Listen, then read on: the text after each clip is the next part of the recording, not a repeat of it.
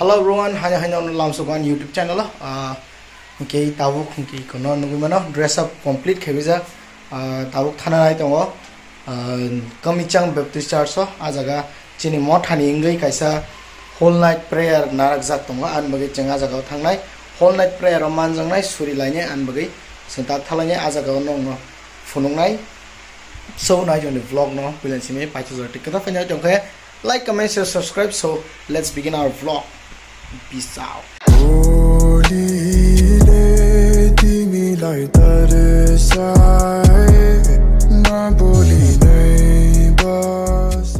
Hey, what is the buddy? So sang tabu khanya hai thanglanya ni bagai ready sang thana girjawo ko hamaro ke thangya jat hamaro ke thuna ni nangpho nenga tha pata tat yang thana ama yang otongo ane vlog ni Nike bo riang hake bo ruzuna musung phone yang kana yok mono nu ya balo kana norok feature so nu ya balo kana no to nya hai ngari bahai tongwai ro hinching ni ta bahai tongwai ka tongwai comment ka jindi comment khai ni dan thuksa khake subscribe khai yo channel lo amang kin nayo yang kan papa mama sa thangnai hello hindi nung bo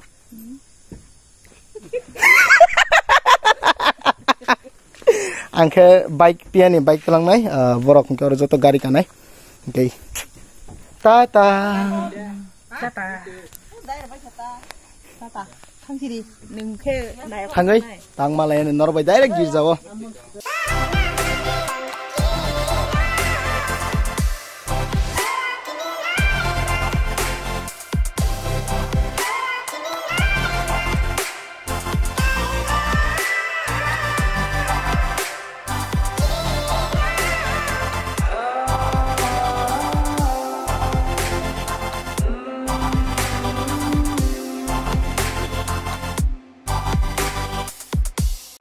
Omrok tabuk iPhone ni ruk manjak iPhone ni ruk manjak morok ikong iPhone ruk 12 Pro bai khai jang bro 12 Pro ni ruk manjak sala chima sita khai na clear nai news sang air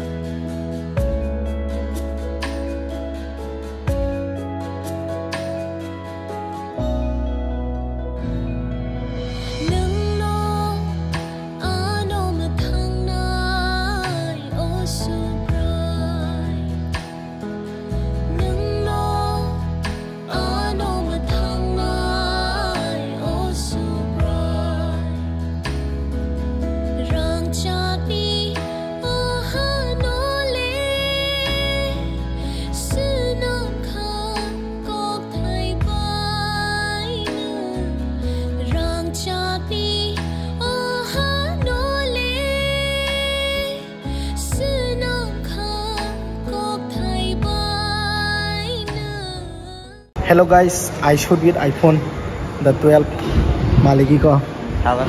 Guys, sang tabo whole night prayer of Halemani Pore. Sang tabo whole night prayer ni bisingono tea break na laitongo. Ani okolo ko tongo.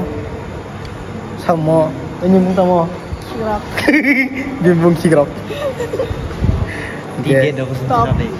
Okay, vlog no night only. Tem nong nang vlog itong night. iPhone quality hamkan ke angkit ni phale kaisa panya nai. Hambai. Hangke tabuk seng sini whole night prayer khlailaite tabuk sini tea break engka tabuk time hangke horni ektang na nai tong ha hangke tabuk seng ngajako tea break wasino charok thaske nai tong ta sa sana nei ko kasojom white dukam ta pula white ti sana nei mja ko kapung aro pondos kapung ko Sinoro tine onek pastor sokoi bekhe ekjona duijona yang tin te masa biang khari thangate khoroksa thujong ya jotona mung teri phajek tongma khe mokoli ko saksa पूरा है नो बिस्ना खलाई जासी Bekaro mentality ro bebang no haino kobong bosi. Nung le arang hai pan aim by class khai ti fen pan nang jong ha. Serangi thanga. Si ala pra hat thap pra men mo. Ega tabo amo break. Bro. Hopung gelang.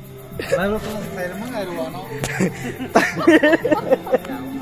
Tabo khanya hai om pa kan ketek kasi session tong pinai. Borok to asak banglia no honi maka. Bisingong kan ke gan gung tongan bagi bairao phayang vlog khai tong ta. Night on the vlog na. Paya sak zora chai. Engkan nana. Hello ande. Hello.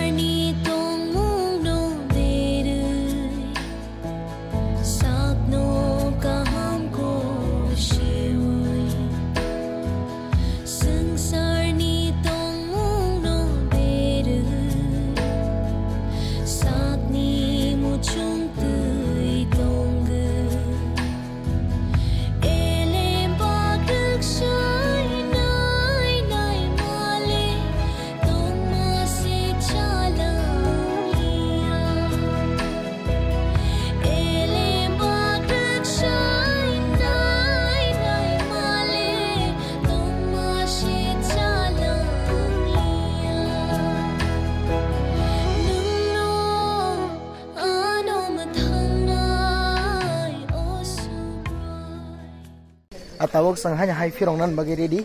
Okay, night on the vlog sang ta hanya direct no thai ma senior way. So finally sang tawo hanya hai whole night prayer ni no ko phai sok pa kya. Tawok ngai no ko sok pa man pore ba tai tamba. I boga pukrio boga phai tong ni nai. Boga reflect ma tong okay. Kompa khengke tiya ko chu koi nai. Editing asung nai. Okay. Ola muktri phake ba divorce ro ko thuka thuane muktri phake. Muter peke uthui abaita inga night on the vlog no night on tamba sign off this video jorna angna sene cha ambagi sign off SBD see you soon in the next vlog bye bye teni ya close khaimania tata malai norway katul vlog wache bye.